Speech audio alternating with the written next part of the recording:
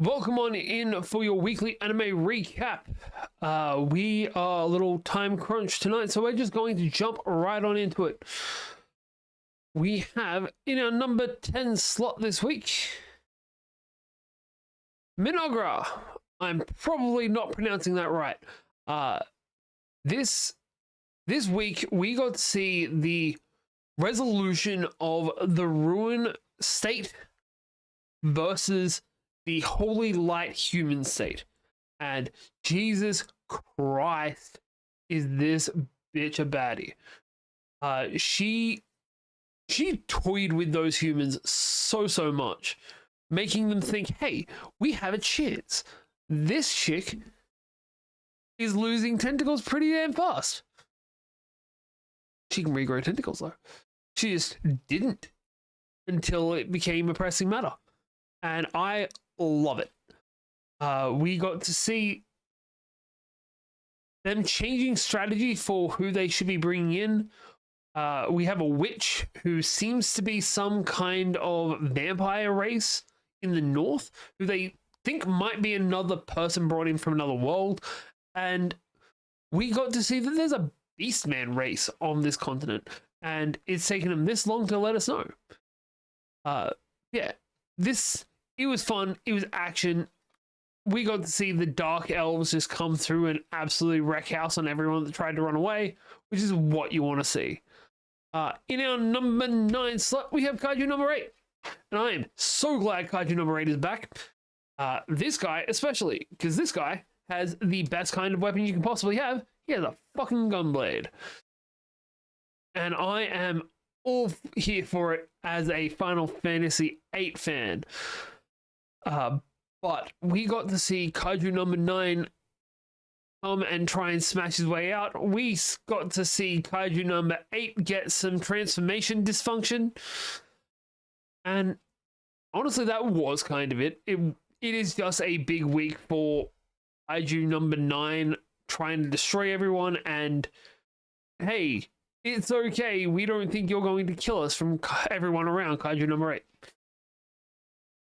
It's silly. It seems like it shouldn't be a full episode worth, but hell, it is definitely worth the watch. In our number 8 slot, we have... I hit the wrong button. Megadona Scissors, where this week we got to see Dad come home, which is something we have not seen up to this point, and Dad is not happy because everyone that lives in his house should be spectacular. And new guy, you're not. Except he's exactly what his daughters need. And his daughters step up to the fucking plate for him. And I love seeing it because so many shows like this would have just had the, hey, we're just going to back off and let our dad kick him out because we can't express our emotions properly. But they can't express their emotions properly and still got him to say, because they all... I would love it if this show turned out to not be a romantic thing. Like, you know it's going to be. But it would be so great if it turned out in the end that, hey, we're not actually in love with you. We just love you.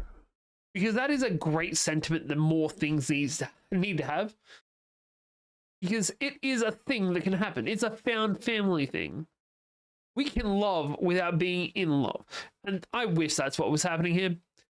I also love the fact that it's a romance anime, so I'm not complaining. But in our number 7 slot, we have Necronomicon, where we got to see the quiz show episode. Because Chickenhead loves his quiz shows, apparently. And we got to have Cthulhu come back, because human game shows need to have a female co-host. Otherwise, they won't do well, apparently. Though, now that they're saying it, they're not wrong. But with this, we got to see bits of backstory from all of our characters, such as what everyone's like damage is, like why the secondary female character is living by herself, which that was fucked. we got to see the douchey gamer guy try and kill somebody again. Which, how is that guy still alive? He's only alive because the other characters actually have moral backbone. But I feel like they would have better backbone if they killed him. It needs to be fucking done. Yeah. Next up on our list, we have Dun Dun, which I don't know if I've said it before. This season's theme song is such a fucking miss. They went from Creepy Nuts' Dun Dun Dun to whatever the fuck they've got this season, and I hate it so much. But this week we got to see Gigi inside of the suit, well, inside of Toro, and how we're going to deal with that, because we can't keep him in there forever. He's going to start to sink. But we also found out that hot water can turn him back from the evil eye, which is an interesting idea. But the problem is that if cold water hits him, he turns back into the evil eye. So we cannot let a single cold liquid get on him, apparently. Because it's not just water. It's any liquid. Which we found out when soy sauce accidentally dropped on his hand and he turned back into the evil eye. And I need this to... This is only going to be okay for, like, this one time. If it happens again and there's not, like, some kind of character development to do with the evil eye, it's going to be real annoying. Next up, we have Watari-kun. And we had the continuation on the beach episode, because apparently we get a beach arc in this show, not just a single episode, where Watari is taken off by... He's sent off, by his classmates to try and give him a little bit of time alone with, I think she's meant to be the class rep, but our purple-haired girl over here. And that would be great, except we run into the old fling-ish. And I loved how this resolved. I loved every aspect of how this resolved. Because he went off and basically... I'm getting ahead of myself. She went off on what seemed like a date with him because they were seemingly exes. And she went off, told him, no, this isn't a thing I'm comfortable with, gave him a note, took off. Nobody could find her. The ex was told by the glasses classmate up there that, hey, we've gotten a hold of her. She needs some space. Come back tomorrow. But obviously the ex didn't listen because main character finds her. Then ex finds her. Because he went looking for her with all of her classmates. Which would be fine, except for the fact that he was told to give her space. Like, the classmates going looking for her, one thing. Him going looking for her when told not to, different thing. And then we get the actual resolution of it. Because there's a secret. They were never dating. Because she said no. And then he started doing all the things that dating people would do and saying that they were dating, and she hated it. And our main guy gave her the confidence to tell him, no, I don't want to be around you anymore. I never wanted to be around you in the first place. Fuck off. And he didn't take that very well. He reached over, grabbed her, and said... And it's fucked that he said this. You need to just let this happen. At which point, our other love interest fucking knees him in the back. And it was excellent. It was what we needed to happen in that moment. Because if our main character did it, it would have caused a scrap. But because it was another female character, it just got to be this hype moment of, no, fuck you, fuck off. And yeah, this show is taking up like half of the fucking this video, but that was such a good episode. It is what we needed. In our next slot, I'm losing track of numbers, we have 2B Hero X, where we are focusing on little Johnny. this is the second Little Johnny episode, and we have found out that Big Johnny, Little Johnny's son and or pet, is actually an alien. He's not just an alien, he's an alien with the ability to shapeshift and grow to gigantic proportions, which Little Johnny did not know that when he named him Big Johnny. But we found out that the number one hero at the time hated Little Johnny because he got smashed by Big Johnny. Little Johnny came up as like a 9-year-old kid, I think, and talked Big Johnny down, which basically made him seem like he was better than the number one hero, and his trust value skyrocketed. I also didn't realize that the hood of Little Johnny's cape folds up into like a dog mask, and that's excellent. That is such a cool character design. But we also got to see Little Johnny getting recruited for the mission and being able to talk with Ghostblade. Got his name for a second then, because Ghostblade reminds him of his dad.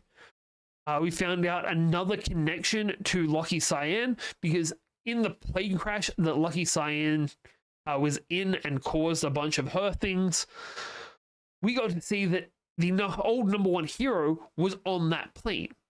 The old number one hero seemingly had some kind of wind-based powers, which is a bit weird that the plane crashed with that guy in it, especially considering that guy could fly. But he still died in that plane crash. And Little Johnny's pissed off because he wanted to get revenge on him, because he blames that guy for his dad's death. It's a whole thing. Yeah, I can't wait to see what happens next. I think we're about to have a few characters like join up, because we're going to have Little Johnny. We're going to have, I believe it's Lucky Cyan and Queen, possibly Loli, and because he's around, probably Ghostblade as well, all coming together to try and stop Little Johnny. Sorry, Big Johnny, because I think he might be a little bit too out of control this time. In our number next slot, we have My Dress Up Darling, where we got to see the completion of the suit. We got to see the disappearing of our main female protagonist's boobs, because we're going to compression wrap, because there are clothes that can do that. And that was an issue, because our main man measured everything without compression taken into account. And so all of the clothes were a little bit too big, because boobs. So he had to remake the jacket on short notice. His outfit made the one guy in the class is a big fan of the drama that it's from cry. And I love the fact that he took a photo from the neck down, and it pissed her off because, hey, I'm in this too. I don't care about you. I care about the costume. And mad respect for that. Like, some people would have thought that was a bit creepy. No, that was excellently done, because he doesn't care about the cosplayer, which, shitty thing to do, but he just really respected the outfit that was made, which is mad props for our costume maker. Outside of that, we have little bits every episode of them getting closer and closer to a romantic relationship. And I love that we're being like drop fed this, because it doesn't need to be a jumping in your face, because it is so well done. Next up in our penultimate slot, we have the full name of this, The Fragrant Flower Blooms with Dignity. Fucking mouthful, this is what it is, where we started off by having the boys' school find out that he'd been getting help from the girl, which sucked. But it also led to them realizing that he's not pushing them away as much anymore. We got to see the girl and her best friend, one day I'll start remembering names, go off to the park where they were growing up, and basically seeming like they're about to have a, hey, this is how I feel, I don't want you going near that guy anymore. And yeah, We got him hiding under behind the like the front of the bakery through transparent perspex away from her, which even his mom in show was just like, "You're an idiot." But yeah, this show has done so well at making this a serious romance show and just having the little sprinklings of comedy into it. It's not overt comedy, it is the right kind of comedy. But that brings us up to our last slot, and I said this was going to be a quick one, but hey, this is how we do. We have Gachiakuta, because Gachiakuta, which is how I thought you pronounced it, is apparently not the way of pronouncing it. Where our main man got sent out on his first quest. And it was a lot more than they were expecting, because he was only meant to be there to watch. And it was, hey, we have some things headbutting the front. And then we have bigger things headbutting the front. And it's okay. They're not going to be able to get through the wall. And then we have a fucking giant show up. And it's just like, we also, before that, got to see him meeting a bunch of the other cleaners. And then finding out that, hey, the boss isn't here. But the giant monster in this actually had one of their empowered items as its core, which apparently is a terrifying prospect because we don't want that to be a thing. And yeah, it was an absolutely amazing fight scene, and I can't wait to see this. This is genuinely my favorite fighting anime this season. Well, that's going to do it this season. Oh, sorry. We got one more thing to go through. Last, but certainly not least, these are the things I've dropped this season so far. We're going to quickly go through them. Turkey, I wanted sports anime. I didn't want sports isekai or time travel. I don't know if time travel counts as isekai. But yeah, they go to like some 1600s-ish Japan era. And they use bowling to fight things. I didn't want that. I wanted just a bowling anime, similar to what we had with Catch Me at the Ballpark last season. Kamatsubaki, I love the art style in this. I hate the pacing. It seems like you don't build up. It's just, we're up here, we're down here. We're up here, we're down here. No. Lord of Mysteries, I really want to watch. But the moment you fall behind on one episode, you're fucked. Because it's 33-minute episodes, and they release a double at the start of the season, and I feel like this is one of those shows that doesn't really play as well on a weekly installment, which sucks, but it is what it is. And Shirley, they should have split it into 2 seasons. Like, this is a 24, I think, episode show.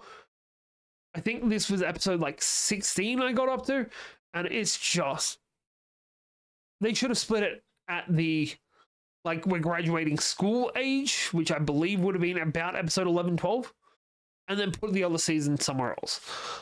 It's just too much in one sitting. The Shy Hero and the Assassin Princess, there's only so many times you can see this guy get a nosebleed and pass out because of it, because he's touched a girl. It's just a bit too much. Rules Crown, I completely forgot about. There's good reason for that. And last but not least is Cultural Exchange with a Game Center Girl. I've made a video about this already. They got a person to put on a fake Australian accent to play a English person living in Japan. I do appreciate the fact that they were actually speaking English, but the voice annoys the shit out of me because it is an Australian accent done poorly, and it's not even meant to be an Australian character. Well, that's going to do it for this week. I hope you've all enjoyed this week as much as I have. If you have, don't forget to hit the buttons down below and let me know down below what's your favorite thing to watch week by week. And yeah, I've been Faye, you've been awesome, and I'll see you all next time.